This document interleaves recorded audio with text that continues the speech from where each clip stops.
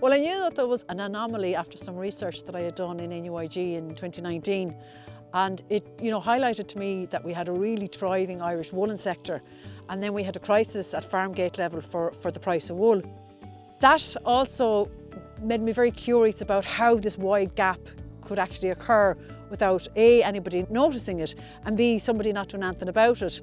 And that, coupled with the fact that I was introduced to a very rare, and I mean very rare breed, an Irish native breed called the Galway, meant that there was this very rare heritage wool, and then there was this huge gap in the farm gate price and what the Irish woolen industry was achieving, which is estimated at around €100 million according to ESAT per annum.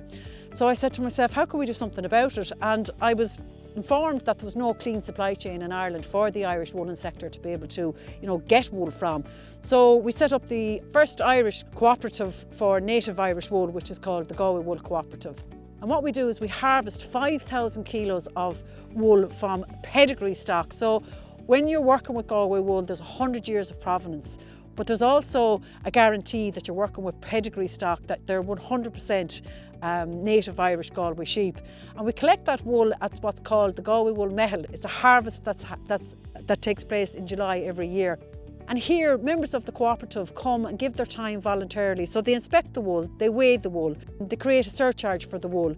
And then I do a lot of the marketing and a lot of the sales for the wool the other 364 days of the year. So it's a very community-driven organisation.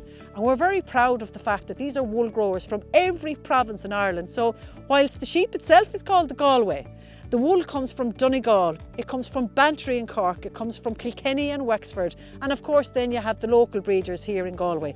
So it's a community initiative, farmers doing it for themselves, beginning to recognise themselves as native Irish wool growers.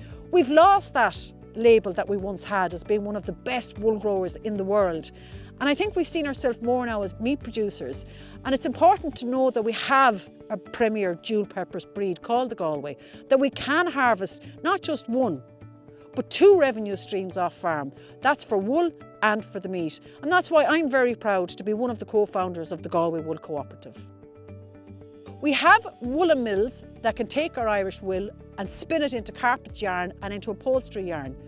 We can, if we want, reintroduce worsted spinning, which will make all our Irish grown wool, especially our heritage Galway wool, ideal for apparel, ideal for tweed. There's nothing new about what we're doing. We're just garnering the heritage of this product. We're working off the international standard that we have. Remember, Ireland has one of the highest international standards for the production of woolen products. But what the consumer isn't aware of is that those woolen products are being made from imported merino wool. Merino is probably the best wool in the world, and we'll never compete with that. We have to remember what sector of the market that we're interested in, and that's the heritage sector. That's authenticity and provenance. We are trying to marry up with consumers that are passionate about where their products comes from.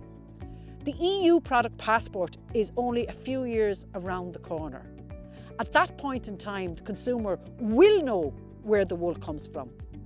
They will be given a choice to choose between wool that's imported around the world and then labelled as Irish and marketed into Irish products, or supporting the rural economies and supporting the rural communities that are really working hard to make a clean supply chain, fully traceable back to Irish soil.